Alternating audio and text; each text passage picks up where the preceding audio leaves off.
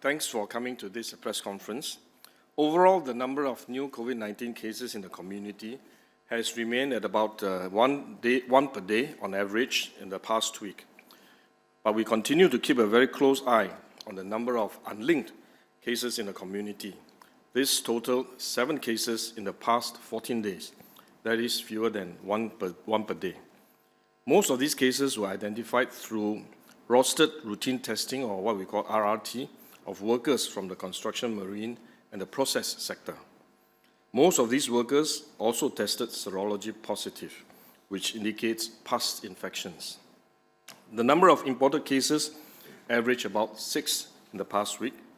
They had all been placed on stay-home notice or isolated upon arrival in Singapore, so the risk of transmission from this group to the community is very low.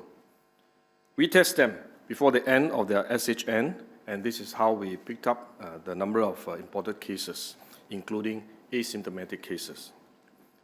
Overall, our daily number of COVID-19 cases has dropped significantly over the past week as dormitory clearance was completed. We still have about 14,000 migrant workers who are now under quarantine and who will be tested before they complete their quarantine.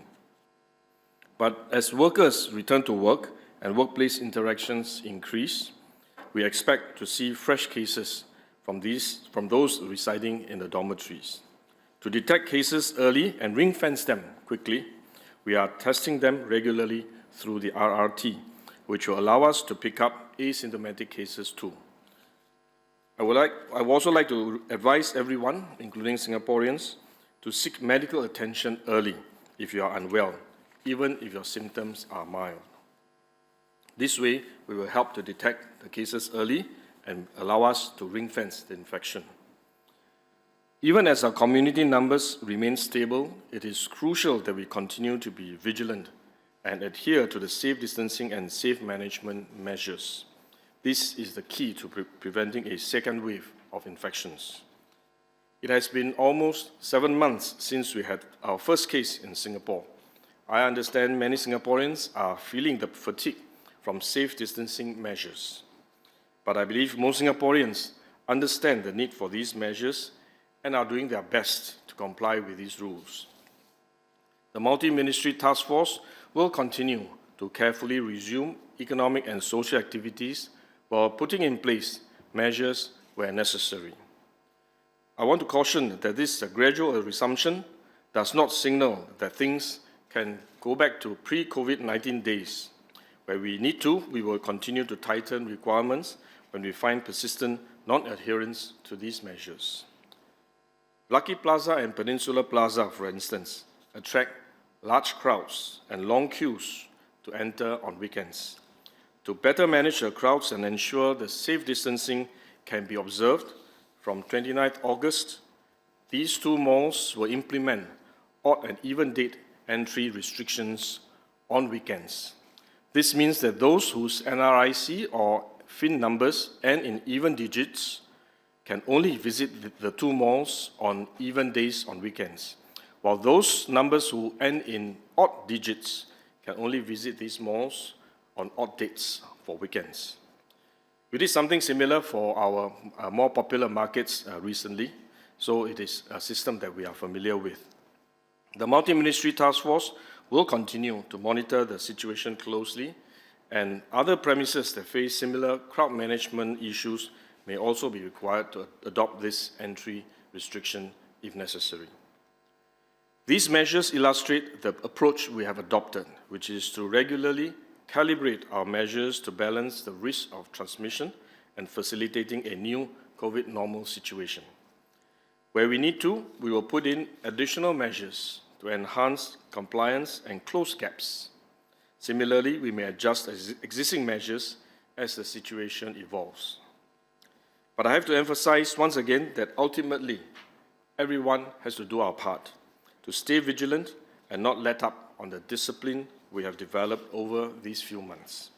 This way, we can keep our case numbers down and keep our families, our friends, and fellow Singaporeans safe. Thank you. I'll now invite my DMS, Professor Kenneth Mak, to give a quick update on today's situation. Thank you very much, Minister. As of the 21st of August, 12 noon, the Ministry of Health has preliminarily confirmed an additional 117 cases of COVID-19 infection in Singapore. Based on our investigation so far, there are 6 cases in the community, of whom 3 are either Singapore citizens or permanent residents, and 3 are work pass holders. In addition, there are 13 imported cases, all of whom had been placed on a stay-home notice and were tested before completing their stay-home notice and were picked up then to have COVID-19 infection. We're still working through the rest of the details of the cases, and this will be released through our usual MOH press release that will come out later tonight. Thank you. Good evening. The COVID situation around the world is very fluid and it is changing very quickly. So we are updating our border control measures based on our latest assessment. We know that some places have been able to control the infection effectively, and the risk of importation is low. Our assessment is that there is no need for a stay-home notice requirement for travelers from these low-risk places, and a COVID-19 test will be sufficient. So we will start cautiously and lift the travel restriction for visitors from 2 countries, namely Brunei and New Zealand. In other words, for travelers who have been in Brunei and New Zealand in the last 14 days prior to entry, when they arrive in Singapore, they will undergo a test at the airport, and there is no need to serve a stay-home notice. There are other low-risk places where the stay-home notice may not be required, but out of an abundance of caution, we will keep the SHN for now. But we will shorten the SHN to 7 days, and we will allow the SHN to be served at the place of residence. And these places are Australia, excluding Victoria, Macau, mainland China, Taiwan, Vietnam, and Malaysia. For incoming travelers from all other places, the usual 14-day stay-home notice at dedicated facilities will apply. And regardless of the duration of SHN, whether you are on a 7-day or 14-day regime, we will continue to administer a COVID-19 test towards the end of the stay-home notice. So this applies to all incoming travelers. In other words, we will have a framework in place for 3 categories, or for namely 1, 2 countries where travelers coming in will not be subject to a SHN and will have to undergo a test at the airport. Second, from a few countries which I've highlighted where they will serve a shorter 7-day SHN and do so at home. And thirdly, for travelers coming in from all other places, the usual 14-day SHN at a dedicated facility will apply. Of course, the countries in the different categories will continue to be updated over time. So this is not cast in stone. We continue to assess the situation, and we will update the list of countries over time. For outbound travelers, we will also update our advisory. The current situation up to now has been to defer all travel abroad. In line with the updates to our border control measures, we will now allow general travel to Brunei and New Zealand. We will also allow travel for students who are studying overseas, and that's because many foreign education institutions are resuming their terms quite soon, and we know that there are students based in Singapore who are full-time students and who have to go back to school in these various institutions. By updating the travel advisory, it would mean that these students, when they travel, or travelers who are going to Brunei and New Zealand, in compliance with the updated travel advisory, will be eligible for government subsidies and insurance coverage for treatment when they return if they end up being infected with COVID-19 because they are traveling in compliance with the updated travel advisory.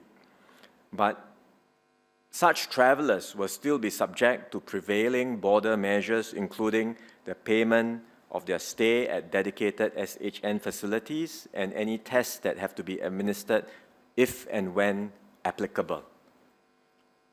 So all of these changes to our travel measures for both incoming as well as outgoing will take effect on 1st September. I've given a broad overview of the changes. We have done this based on, as I said, our continued updates of our risk assessments in various countries, and so this is the latest position.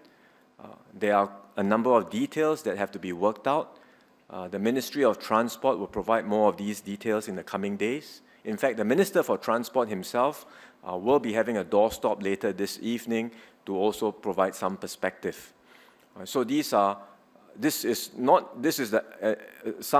changes that we are making today, but because the situation continues to evolve very quickly, I'm quite sure you will continue to hear updates over time, whether it's updates to the list of countries or updates to the measures. Next, let me touch on some updates that we have on the community front. Minister Gan has already shared the new odd-even date restrictions that we are putting in place for 2 popular malls. Beyond that, I would like to share some updates on 2 other areas. First, with regard to outdoor exercise classes at public spaces. Currently, we allow organized exercise classes to be conducted in selected venues.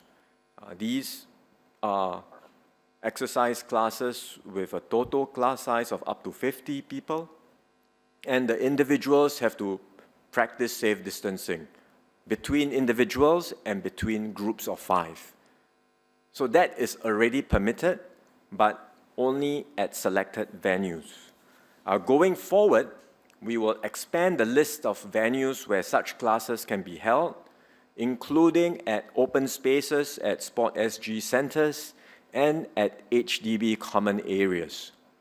And this means that you have PA instructors who are organizing Tai Chi classes, Qigong classes for their residents. These will be able to resume.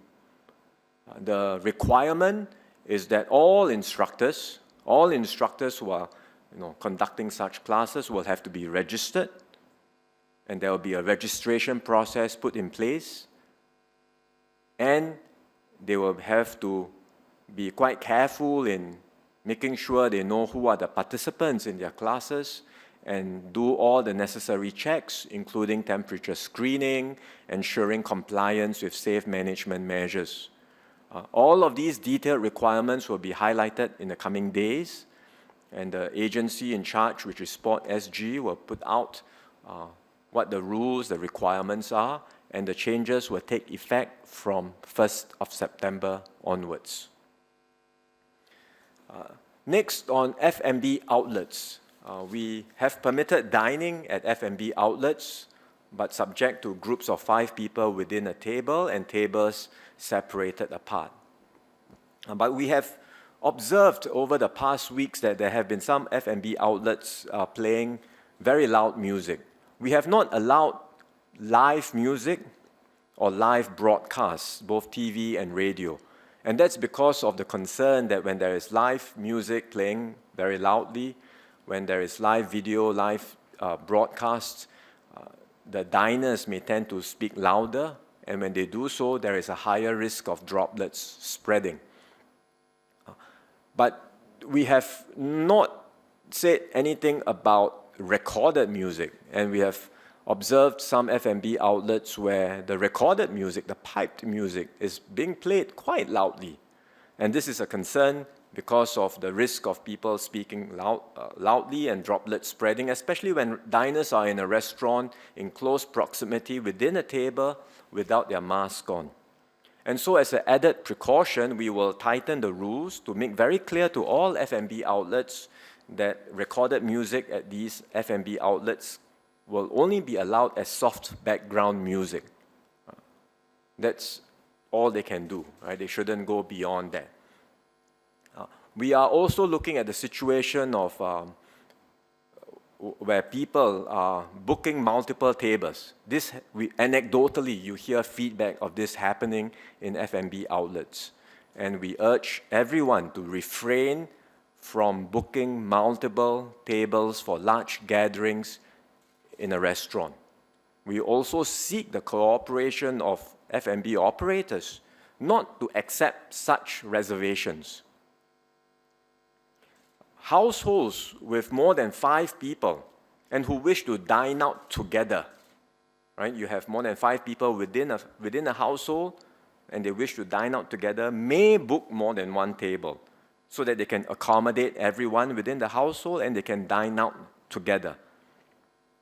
But other than that, there should not be organized events, celebrations, or parties in an F&B setting involving multiple tables. It could be multiple tables in a restaurant, it could be multiple tables in a private room where people are gathered together. There should not be such gatherings because people in such gatherings tend to be mingling amongst themselves without their mask on, and there are risks of large clusters forming in such settings.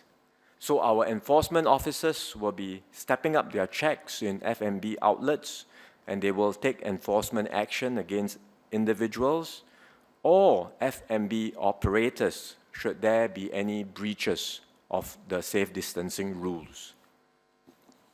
So these are some updates that we have on the travel side, as well as our own rules for the community. Once again, we want to encourage everyone to do their part, to stay vigilant, and to cooperate with all the rules that are in place so that we can continue to control the infection well, even as we progressively resume more activities in Singapore. Thank you. Thank you. We'll now open the floor for questions from journalists. Thank you, Ministers and DMS. We will now begin with the Q&A segment. Dear members of the media, please remember to use the raise hand function, and a reminder to keep to one question only. If you are called upon, you'll be prompted to unmute yourself. We will take the first question from Straits Times.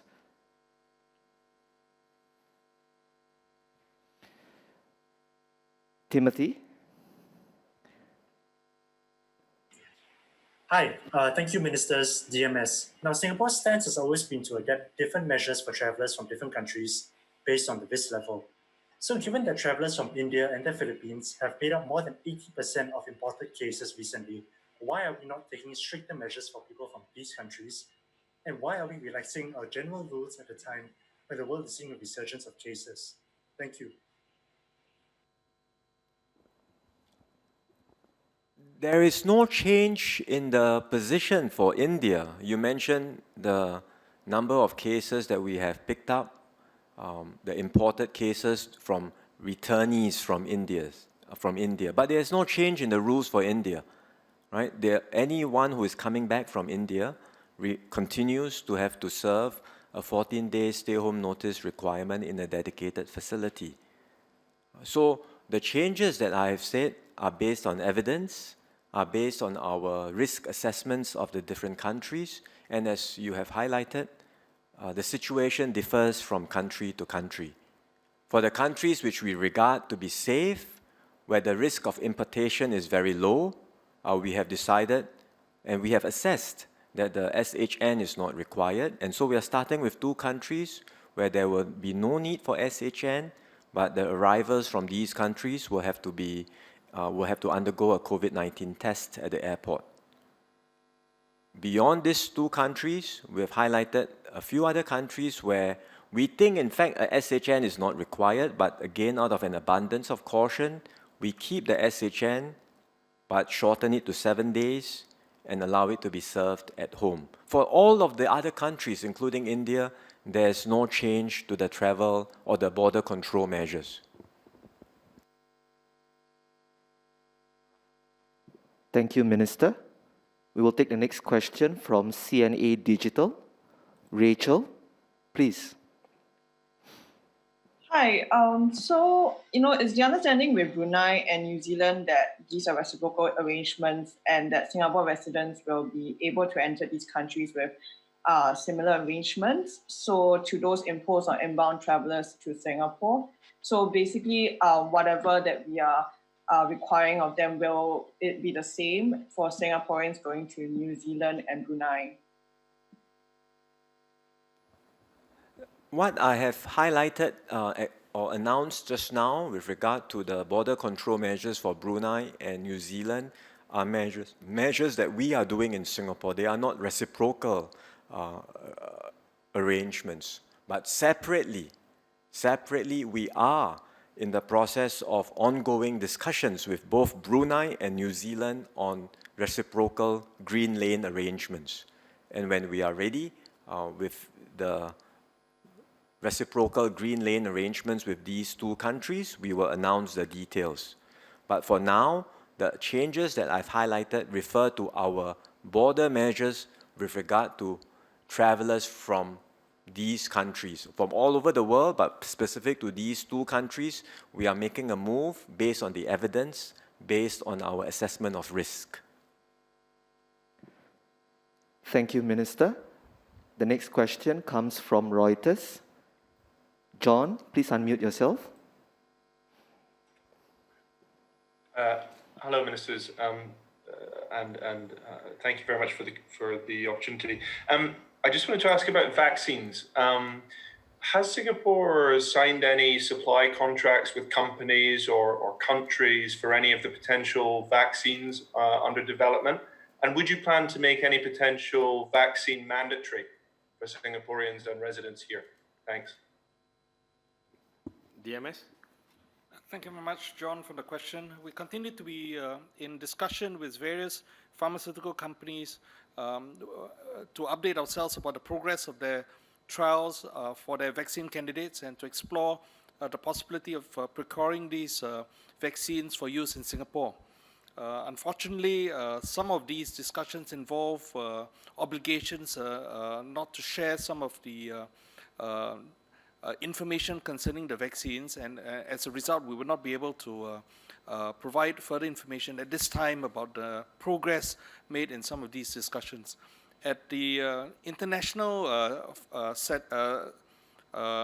setting or at WHO, as you may be aware that we are participating quite actively in the COVAX facility, and we continue to encourage other like-minded countries to participate in these facilities as well, with a view towards ensuring that there's access to vaccines once they have completed the various trials and are deemed to be effective and safe.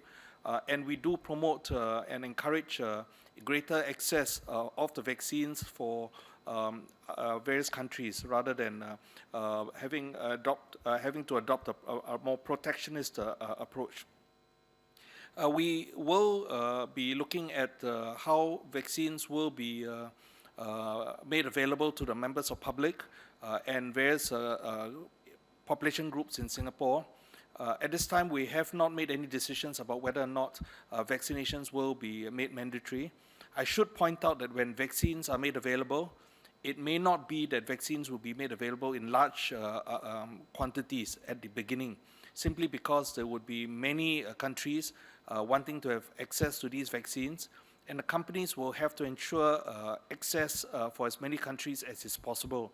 So therefore, it may well be that these vaccines are made available in limited quantities at the onset, and eventually over time, more doses of these vaccines would be available even in Singapore. Therefore, we may have to prioritize the use of these vaccines, particularly in the initial stages when these vaccines are made available, and we would have to consider possibly prioritizing vaccines for vulnerable patient groups who would possibly have a higher risk of adverse outcomes, morbidity, and even mortality if they get infected with COVID-19 infection. And we may also consider prioritizing for those who are in the front line, helping to take care of these COVID-19 cases as well. but we have not made any further decisions about whether to prioritize other groups of people, and we have not made any decisions about mandatory vaccinations. Maybe I should explain that, put a reply in context that I think Singapore is actively pursuing purchase of procurement of vaccines with multiple suppliers concurrently, and we are in the process of doing so, and we are making progress. As to the details of these negotiations, as DMS pointed out, some of them are confidential and some of them are commercial in nature, so we are not able to share too much details. But suffice to say that we are making progress and we are actively participating in many of these negotiations in the multiple fronts. As to the deployment of the vaccine, we have to bear in mind that there may be different candidates of vaccines that may become available, and some of these vaccines may be suitable for certain groups of people, may be not suitable for other groups of people. So how we deploy them will depend on the candidate vaccine that is available to us, and also depends on the quantity that's made available. So as and when we come across available vaccines, we'll then decide on the deployment strategy based on the vaccine that has become available. So I think it is too premature to talk about deployment strategy without knowing which particular vaccine is available. So there are many factors to be taken into consideration, but I assure you that we are actively pursuing this front and also planning our strategy going forward as and when these vaccines become available. Thank you, DMS and Minister. The next question comes from Channel 8 News. Kai, please. Hi, would like to check. Previously, the Malaysian government said that they are actually studying on the possibility of running COVID-19 tests on the lorry drivers who travel between Singapore and Malaysia daily. So, is Singapore in discussion with Malaysia government? We are in continued discussions with our counterparts on the other side, but I don't have any updates on this particular issue as of now. Thank you, Minister. The next question comes from Cao Pao. Pain, please unmute yourself.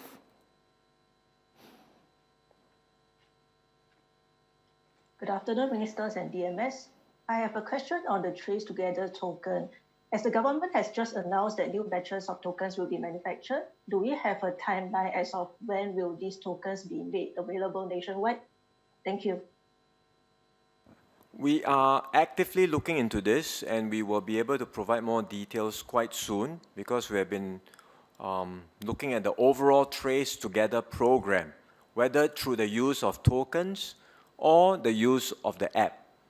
The program has been effective, combined also with the implementation of safe entry in various buildings around all over Singapore.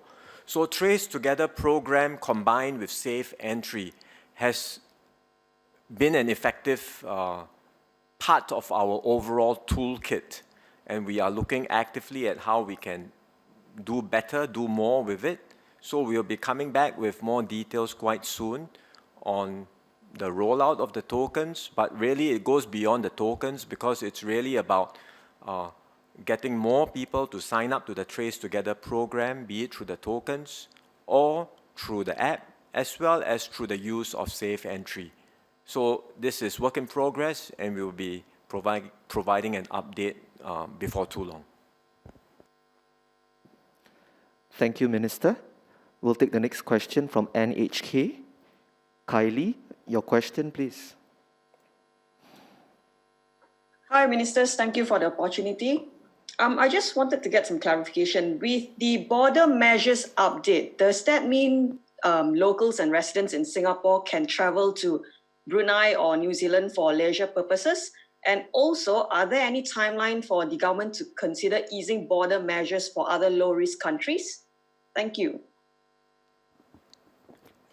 The answer is yes, but it depends on the border measures in these two countries, right? So we are talking about allowing for travelers from Brunei and New Zealand to come to Singapore without SHN and subject to a test.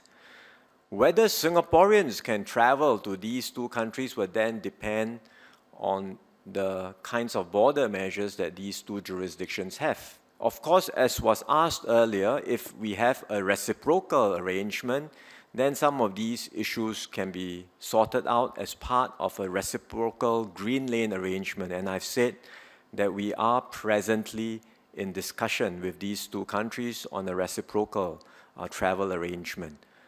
But as of now, there is no the reciprocal arrangement is not in place. So any travel to Brunei or New Zealand will have to depend on the travel restrictions that are in place in these two countries. On the second question, as I also highlighted earlier, we have an assessment of places which we think are of lower risk, where potentially an SHN is not required. And for incoming travelers from these places, we think a test would be sufficient, right? So you come back, you are tested at the airport, and before the test results are out, we want to make sure you stay at home or you stay at a place of residence without going out. But once the test results are out, and it can be done quite quickly nowadays, and if it's negative, you can then be free to go out. So that regime will be in place for places that are of lower risk, where the risk of importation is assessed to be low. I highlighted that, in fact, we think that we could go beyond the two countries that we have announced, namely Brunei and New Zealand, but it is really out of an abundance of caution that we've decided for these other countries to keep the SHN in place for the time being, but we shorten the SHN to 7 days and we allow the SHN to be served at the place of residence. So that means we continue to monitor the situation, we continue to monitor how the infection controls are being put in place in these different countries and places. And if we think the assessment and the evidence allows for us to make a further move, then over the coming days or weeks, we will certainly be updating the list of countries accordingly. Thank you, Minister. The next question comes from Bloomberg. Philip, please. Ministers and DMS, good to see you. Question on the migrant dormitories. They have been cleared. And I've been hearing some kind of complaints regarding some of the workers who haven't been paid or are in a situation where they are unable to return to work, not because they are not approved by the government, but rather because they don't have the jobs. And so I'm wondering if that's to an extent true, if it's a widespread issue, and how many of these workers are we looking at who are perhaps in this kind of limbo at the moment? Thank you. Well, I'm not sure where the sources are regarding workers who are not paid or who are unable to work. If there are such instances, and particularly where we know of instances where workers are not paid, then we will want to approach the employer and find out what's going on, because the government has been providing considerable support to employers, and we do expect employers to do their part to continue to pay the workers. That's on the pay. With regard to work, that's a different matter altogether, right? Because where it comes to work, the feedback that we are getting, in fact, from many employers is that they are really eager to get the workers to resume work as soon as possible. And there could be several reasons why they are unable to do so. One, you could be a subcontractor, and so actually you can't just resume work on your own because you are tied to a larger ecosystem of contractors, some of whom may have other issues to sort out. And therefore, the whole project is suspended. And then I can understand, because if that's the case, understandably, you have to wait for all the different moving parts to be put in place before work can resume.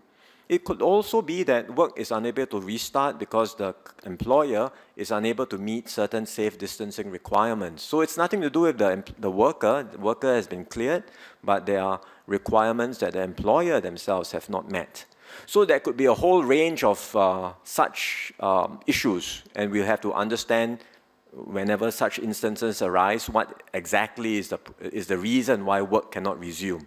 But for the most part, whenever we meet employers and contractors in particular, the overwhelming feedback has been they really want work to resume. If there are indeed obstacles along the way, they are very keen to clear these issues, or whatever they are, and have their workers resume work as soon as possible. And in fact, when you look at the data and you look at the actual experience of these cleared workers, more and more of them are going back to the workplace. We said before, at the very start of this month, remember when we were projecting ahead that we had a timeline for the clearance of the dorms, we did highlight that because of all these different issues, not all of the workers may be able to resume work very soon. There will be a bit of a time lag. And we were expecting something like closer to the end of the month or maybe early September before you see the vast majority of workers are being able to resume work, because we are having to systematically work through with employer after employer all of the issues that they have to address before work can resume. So we are continuing this process, and we do expect more workers to be able to resume work quite soon. I should add that for pay issues, whether you are a Singaporean worker or you are a migrant worker, if you are not paid by your employer, do let MOM know so that they can take up the issue with the employer appropriately. Because it is important to ensure that our workers get paid, whether you are local workers or you are migrant workers. Secondly, I should also add that other than the problems that Minister Wong mentioned, there's also general slowdown in the economy. So some employers may no longer have a work available for the workers, and therefore they can't resume work. And MOM has exercised flexibility to allow some of these employees, these migrant workers, to switch employer so that they can find job while in Singapore. And some of them, of these migrant workers, may decide to go home because they prefer to be reunited with their family members, and we also facilitate the repatriation of these workers home. But these returning migrant workers will also depend on the conditions of the host country or their home country, whether they are able to allow these workers to return, or there may be rules and regulations, and they will have to meet these requirements before they are able to return home. So these are the work that is ongoing with MOM to facilitate and help these migrant workers. Thank you, ministers. We will take the next question from Channel News Asia. Cheryl, please. Hi, ministers and DMS. I would like to ask about the new 100 cases that were reported in the cleared dorms, and I understand that some of them had actually already resumed work. So do we have any more insights or understanding on where they got the infection from? Could it have been possibly from the work sites or maybe from the community? Thanks. Thank you very much for the question, Cheryl. The interagency task force has been looking at all these cases very carefully. We found that the cases that they are picking up have been occurring in the quarantine facilities. These are workers that previously had been in the dormitories and now placed in these quarantine facilities as a result of exposure to other infected cases previously, before the dorm clearance had been completed. And when they were ready to complete the period of quarantine, they were then progressively tested, and these cases are starting to come out and are being reported in the press releases that we issue on a daily basis. We've been looking very carefully also to make sure that we don't see, that we are able to pick up any possible reinfections of cases that may have occurred from recovered cases before. To date, we have not picked up any such case. Each of the cases that are picked up that had evidence suggesting in fact, many of them have evidence suggesting that they may have had even older infections that had taken place before they may have been placed in the quarantine facility. And this is due to the testing that we're doing to assess further whether these were fresh or older infections. So the majority of cases that we continue to pick up over over the last couple of weeks have fallen into these categories as well. We are continuing to look at also testing other workers that are outside the dorm setting, including in decant facilities, and they had been placed there quite early on while we were in the midst of managing the COVID-19 outbreak within the dormitories itself. And there's a need now for them to be brought back either into the dormitory setting, or they also have to be going back to work, and they need to start on their routine rostered testing as well. And in some of these cases, we've also picked up some individuals who've had signs of an older infection, and they may have indeed recovered already. But because the tests are picking this up, we're also reporting these cases. So the 100 over cases that you're talking about, they represent a mixed bag. They're not all necessarily in the same category. A number of these are in fact not new infections, but as we pick them up, we find signs that these are older infections. They're occurring in the quarantine facilities where these workers have yet to be formally cleared from COVID-19 infection, and some are being picked up as a result of the rostered routine testing that we have now put in place for workers who are beginning to go back to work as well. I should explain that I think this is a very important question. It gives me an opportunity to explain the landscape and what we expect to see going forward. If you remember, a few weeks ago, while we're at the peak of our clearance of dorm, we see quite a number of cases, and I explained that this is because we are quite actively testing the workers in order to clear them from the dorm so that they can go back to work, and that we see hundreds of cases every day routinely. Then subsequent to that, when we finished clearing the dorm, the numbers came down, but still remain 100 over 200 cases, because those are from the quarantine facilities. And the quarantine workers are those who have been exposed to positive cases, and therefore they have a high risk of becoming a COVID-19 positive patient. And that, as we test them, when they complete their quarantine, we are likely to pick up a significant number of cases. And that was the last couple of weeks. And we are still in the process of clearing these quarantined workers. And over time, this number will come down. But again, you will have new infection, and you will new exposed close contact migrant workers. They will be quarantined again going forward. So the quarantine number will stay somewhat at a certain level on an ongoing basis. And every day we will be clearing them, and we will expect to see a number of them positive. At the same time, we also have to bear in mind that now that the dormitory has been cleared, most of the workers will be going back to work or have already gone back to work, and therefore the migrant workers in the workplace, the number will go up as work begin to be restored. And as number of workers in the workplace go up and interaction at the workplace go up, you also will expect to see the number of cases in workplaces to go up correspondingly. And therefore, it is very important for us to re-emphasize the safe management and safe distancing measures at workplaces, so as to reduce the risk of transmission in the workplaces. But we do expect that as you have more people going back to work, you are bound to have higher number of cases to be observed daily. So as you see the number of cases in dormitory come down, and over time you see the number of cases from the quarantine facilities come down, you will expect that more cases in the community will begin to pick up as more people go back to work. So this is the scenario going forward. So we have to be prepared that we will probably see higher number of community cases going forward, even as quarantine cases come down over time, over the next couple of weeks. Thank you, DMS and Minister. We will take the last few questions. Next will be from MediaCorp 8 World, Ginny.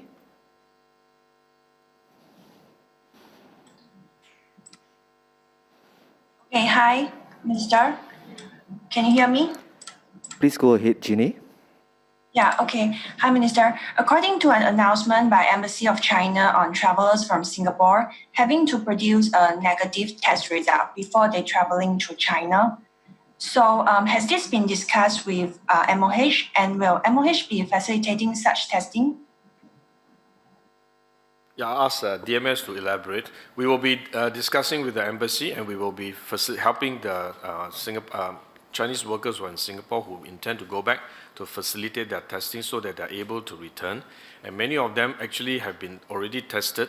They are Some of them are COVID-19 patients who have been discharged. They may still be tested positive, as we mentioned before.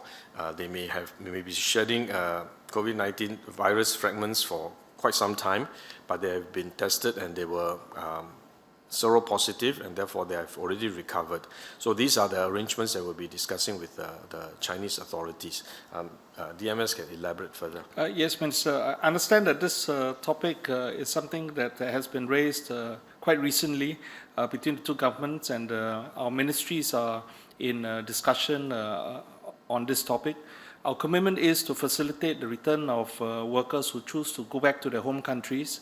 And we want to make sure that they have every opportunity to return home to see their family whom they have not seen for quite a long while.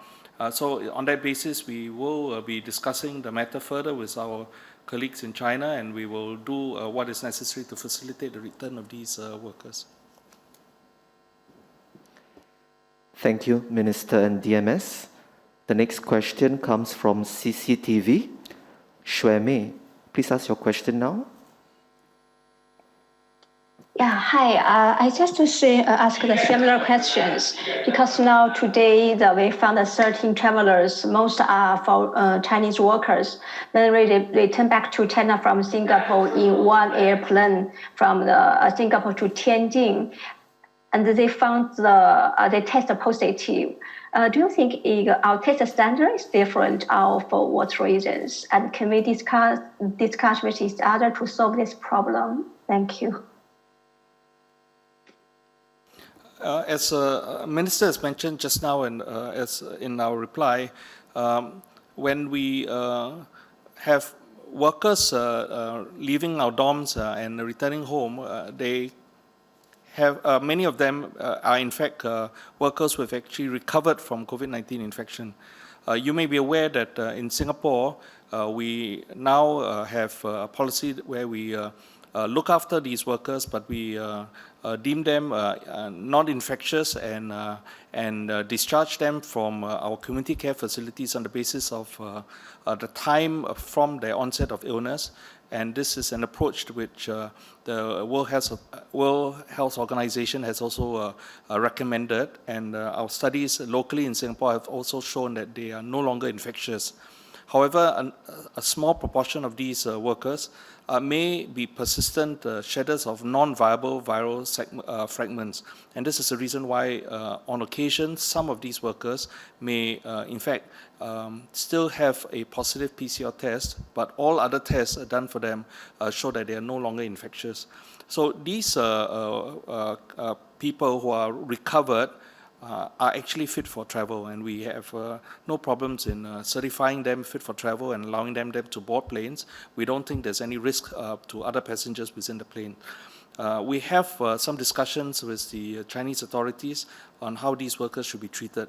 And at this point in time, my understanding is that the Chinese authorities are still embarking on mandatory PCR testing for all travelers coming off the planes from any other part of the world into China. And as a result, some of these workers have been flagged as still having positive PCR tests. Each of these cases are informed back to us by our colleagues in China, and we have checked and gone through each of the cases and provided our feedback back to the Chinese authorities in terms of our assessment of these cases.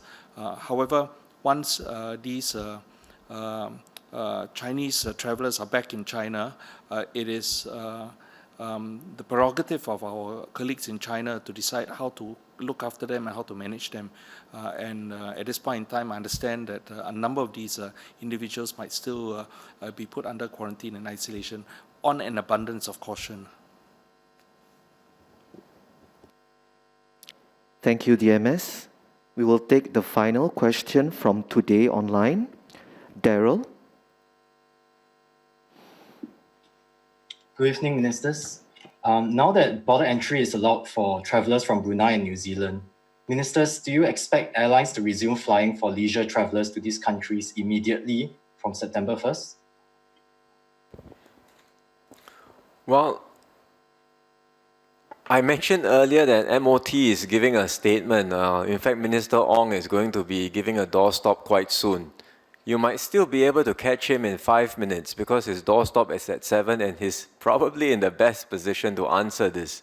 But I would, I think, basically explain that even when the border measures are updated from 1st of September, as I highlighted earlier, any travel from Singapore, Singaporeans who wish to travel to these two countries for leisure, but number one, depend on the travel restrictions that are in place in these two countries. At that time, I don't know what will be in place in these two countries as of 1st September. Anything can change, right? They may open up more, they may tighten up further because it varies, right? And then number two, it also depends on demand because I'm sure while there are Singaporeans who are quite keen to travel, people would also be careful and would also want to ensure that there is safety before they travel abroad. So it really depends on the demand, and depending on the demand, I'm sure the airlines will adjust accordingly and would then cater to that demand. The flights would be mounted depending on the situation. So these are still early days. I think we are making a very cautious first step towards reopening, and doing so on the basis of the evidence and the basis of our risk assessment in these different countries. If the situation continues to improve in various places, then certainly we do expect more places to be the measures to be updated such that more places such that we will allow more travel to places without border restrictions, as we are doing for Brunei and New Zealand, or even more places to have a shorter duration of stay-home notice requirements. Conversely, the situation may worsen, and then we may well have to tighten up some more. So, as I have highlighted, this is a fluid situation. It is going to be changing quite quickly, and it is going to be unpredictable for some time.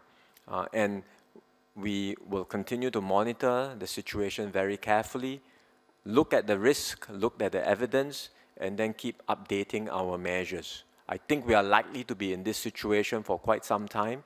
So for those who are planning to travel, I would say they have to account for this uncertainty, right? Because you may be looking at travel plans, say, in December, but you have to bear in mind, there is a lot of uncertainty out there. So I really do not expect travel volumes to resume in a very significant way at this stage, precisely because of this huge uncertainty in the outlook in the coming months. But we will take these initial steps, and we hope that these steps will go some way in facilitating travel. And if that happens, I think our airlines will be able to mount more flights to accommodate the increase in demand. So I should perhaps remind Singaporeans who want to travel to these two countries, don't just hop on the plane and go. Please check what are the requirements of the destination countries. Make sure that you comply with the requirements before you fly over. At the same time, when you are there, continue to exercise vigilance, continue to exercise safe distancing, and also observe the safe distancing rules in those countries so that you protect yourself and protect others. Thank you.